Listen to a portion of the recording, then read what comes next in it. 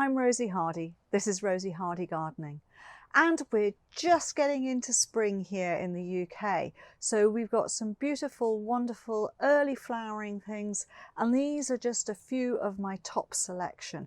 So let's start off with hellebores, which there are lots of different varieties out there, ranging from your Helleborus Niger types, which tend to be white flowering, have a mid-green leaf, which is quite round like so, and they tend to be quite low and squat, but produce a lot of beautiful clear white flowers. So that one is Mont Blanc. You have another species type here. This is one called Helleborus Emma. This is a cross sternii type, much more leathery, harder foliage on this one, and you get your two-tone coloration on the flowers. So you get them starting off creamy white, and then as they open up and go over, they start to become really buff coloured on the back and a little bit clearer there, but very much a multi-headed type of branching flower habit on these. So the foliage is much greener and the foliage stays lower. Really, really great. The main source of hellebores that you will find that you can get are these, and these are the Helleborus cross hybridus types. This is a beautiful, huge, big purple red flowered form with a lovely centre to it, and this one is Viv Valeria, and this also has beautiful nectaries in here. Really, really great, and the bees absolutely adore the hellebores at this time of the year. And then my favourite for of the hellebores that we've got is this one, Helleborus Walbertons Rosemary, and it just gets covered in loads and loads of flower, and it repeat blooms. So this can be out as early as December and still be flowering right the way through to the end of April, maybe into May, and it's a cracking form. So all of these will go into different situations. Walbertons Rosemary you can grow in a container, you can put in the sun, you can put in the shade. It doesn't really mind the soil type as long as it's not soaking wet. Otherwise, really, really reliable. And this one is a cross between your Helleborus Niger and your Helleborus hybridus. Your Helleborus hybridus types want to go in a semi-shady spot in a soil that doesn't get too dry, and they will be wonderful and keep going.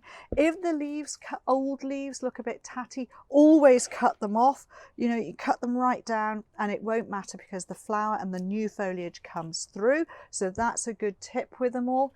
This one, the Emma, this one wants to go in a shady spot. Really, really great. It stays slightly lower. It's a slightly earlier flowering form and really good for those shady areas. The foliage is evergreen. And the one that I started with at the beginning, the Helleborus Niger, this one's known as the Christmas rose. This one comes out much, much earlier, and again with this, make sure if you've got tatty old leaves, cut them off so that the flowers get the chance to come up through, because the old leaves are going to die off anyway, and then new leaves will come through and you get the beauty of all the flower. So that is your Niger type, and that one, a particular one, is Mont Blanc. What else have you got that's coming out at this time of the year? Well, there are quite a lot of the early bulbs, and one of the best ones around at the moment are the snowdrops, Galanthus. This is Galanthus Navalus, the common snowdrop, which carpets through woodlands, deciduous woodlands. So at this time of the year, they get whatever available light there is, and they flower and flower and flower. They like a ground where it's a little bit heavier, they've got a good amount of moisture there. The more moisture, the better they will grow. And they really are beautiful little things. You know, these lovely heads, absolutely cracking. You can pick them up, you know, and at this time of the year, once they're starting to go over, you will be sometimes told that you will be buying them in the green. Buying them in the green means that they are growing, they have got root on them. You will find if you separate them up, You've got the little bulbils there like that, but put them into the ground like that in a small clump, then they will do really, really well, and you can just spread them around and they will look great. And they love deciduous woodland. Now you can mix and match with your snowdrops. They're great with the hellebores, but also they look really, really good with Cyclamen coum. Cyclamen coum is coming out at this time of the year. They come in varying colours. This is just the straightforward one. Lovely pink flowers on here. This leaf on the Cyclamen coum is always a beautiful round leaf, so you can see it's much, much rounder. This is off a different variety. You can see different leaf patterns. Some of them are really silver with dark green around the edge like this one. These ones are rounded and they've got silver markings in there. Other ones are just plain green or very highly silver markings. There are white flowered forms, etc. Really, really great, and they just get bigger and bigger, and the coum that is here just get bigger and bigger and bigger. Just leave them in and they'll come back really good in shady areas. They'll also tolerate really dry shade, so that makes them very, very useful underneath at the base of trees, along with snowdrops a little bit further out. So really good combinations.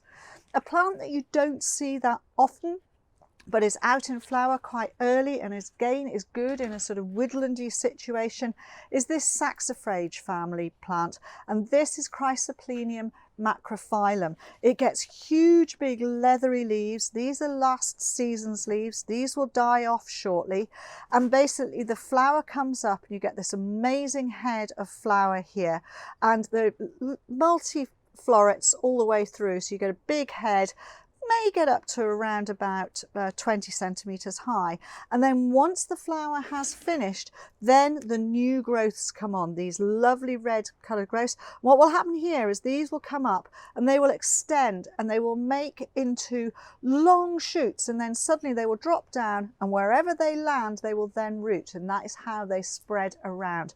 Really, really good ground cover, and they look great with your snowdrops. They will tolerate both dry and damp soil, shady areas. Really, really useful. Chrysoplenium macrophyllum. And then the last one of the ones that I've got here is the Epimedium. So it doesn't look an awful lot at the moment, but it's been brilliant ground cover with all of this foliage all the way through at this time of the year. And it's just getting to the point now where this foliage is starting to look a little bit tatty, and you know, it's the time that you need to be just going around, and you can take all of that foliage off and you will be able to clear the plant up. I'm not going to take the whole lot off here at the moment, because what I want to show you is that in here where I have cut off those leaves are the new flower buds, and those are the buds which are going to come up and be flowering very, very shortly. If you leave it and don't cut the foliage off, the flower buds will start to come up and they'll push their way up through the leaves and get a little bit attached inside, and then you can't see them properly.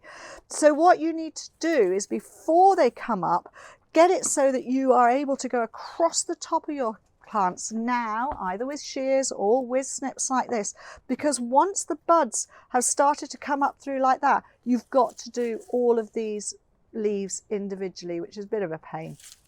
So remember, go out there, have a look in the bottom of the plant, and you will see these lovely new buds coming. That's the time to be cutting them back. They've done all of their growth because the snowdrops are now out. These are plants from dry shady areas, other shady areas, so you'll have snowdrops and other things, so you can get rid of this growth now so that you get the beauty of the flower coming up later on these. This is Epimedium cross versicolor Sulphureum, a really, really lovely plant. So that is a good combination of early flowering plants that you can have in your garden. Some of them will containerize. You can containerize snowdrops, you can containerize cyclamen, or they're out in your garden in shade, semi-shade, and you will have them there to enjoy right the way through. Thank you very much for watching, and please do subscribe to the channel.